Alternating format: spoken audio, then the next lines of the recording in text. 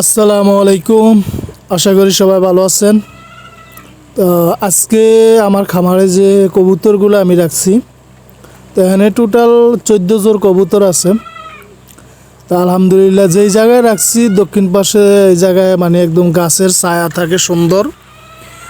তো মানে সারাদিন রৌদ্র থাকলেও এই জায়গায় মানে ছায়াটা সব সময় থাকে, রৌদ্রটা এই জায়গায় থাকে না, এই জন্য কবুতরগুলা দক্ষিণ পাশে এই জায়গাটায় দিছি। আর এখানে মানে কিছু চারপাশে এই বাঁশের খুঁটা গাইরা, তো এনে একটা টিনের চতল বানাইয়া দিছি যাতে এটার উপরে আদারগুলা খাইতে পারে। নয়তো কি নিচে আগে নিচেই দিতাম, নিচে দিলে আসে কি করে আইয়া এই আদারগুলা নষ্ট করে, কবুতরে খাইতে পারে না। তো যার কারণে কবুতরের আদার দেওয়ার জন্য এর উপরে জায়গাটা করছে। তো আজকে এখানে আছে কিছু কবুতরের বাচ্চা আছে যেগুলা নিয়ে যাবো আজকে। তো এই জায়গায় আছে এক জোর কবুতরের বাচ্চা আছে, একটু বড় হইতে দিছি কারণ কবুতরগুলা যেহেতু নিজেরা রাখবো কবুতরের বাচ্চাগুলা। এই যে এটা দেখতে পারতেছেন একটু বড় হয়েছে। তো আরেকটা বাইর করে নেই। তো এই জায়গায় এক জোর পাইলাম। আসলে নতুন যে কবুতরগুলো আমি করছি প্রায় আজকে 5-6 মাস বয়স হয়েছে বা একটু বেশি হইব। তো এই কবুতরগুলো আসলে ডিম নষ্ট করতেছে অনেক বেশি, মানে ডিম পারে ঠিকই, ডিমের বাচ্চা আসলে সহজে হয় না।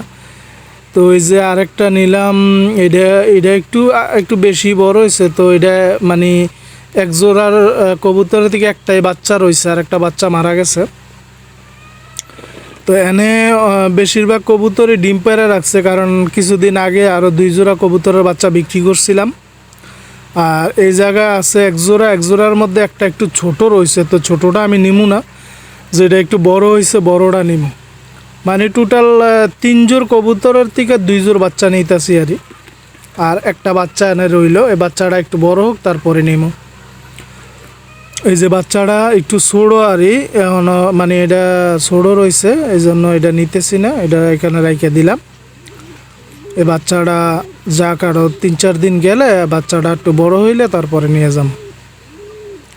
তো এনে যে মানে এই যে এই খোয়ারের মধ্যে, এই বাসার মধ্যে যতগুলো আছে সবগুলা নতুন কবুতর, 6-7 মাস বয়স। তো এগুলো আসলে ডিম নষ্ট করে ফেলায়। তো যেরকম আশা করছিলাম যে আপনার 14 জোড় কবুতরের থেকে কমসে কম 10 জোড় যদি বাচ্চা মাসে পাইতাম তাহলে চলতো, কিন্তু 10 জোড় বাচ্চা পাওয়া যায় না। কোনোটা একটা বাচ্চা টিকে, কোনোটা আবার 2টাও টিকে।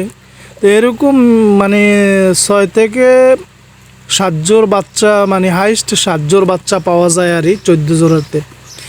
তো এখন বাড়িতে আনছি, বাড়িতে আইনা কবুতর বাচ্চাগুলো জবাই করবো। তো দেখতে পারতেছেন 4টা বাচ্চা আনছি, 2 জোড়া।